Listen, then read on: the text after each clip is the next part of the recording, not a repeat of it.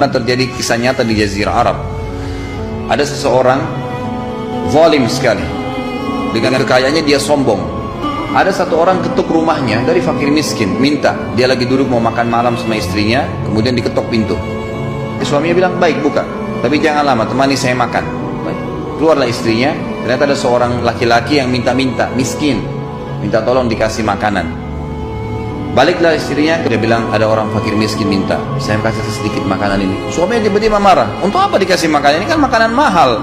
Udah nggak usah, suruh aja bilang tidak ada makanan di sini.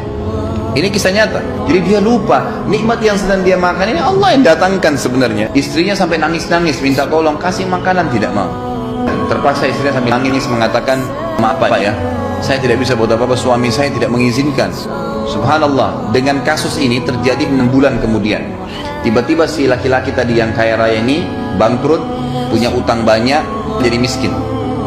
Kemudian pada saat dia miskin, gitu kan, tidak bisa lagi buat apa-apa, akhirnya dia ceraikan istrinya.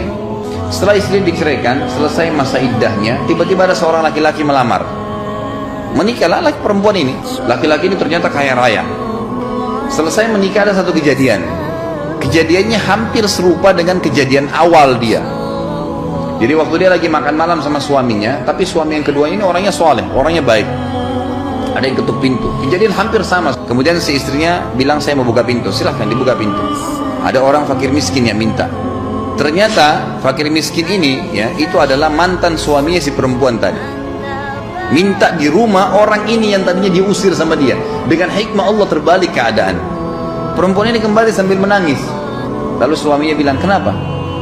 Ada siapa yang di depan pintu? Dia bilang, ada orang fakir miskin minta-minta. Boleh saya kasih? Kasih. Suaminya sekarang belum tanya siapa di depan pintu. Kata istrinya, apa kau ridho kasih dia? Dia bilang, iya. Kau belum tahu orangnya? Nggak apa-apa, kasih aja. Kalau orang minta dalam agama kita disuruh kasih. Dia bilang, tahukah kamu yang minta depan pintu adalah mantan suami saya dulu yang nolak memberikan makan. Ada satu orang miskin dulu dia tolak kasih makanan.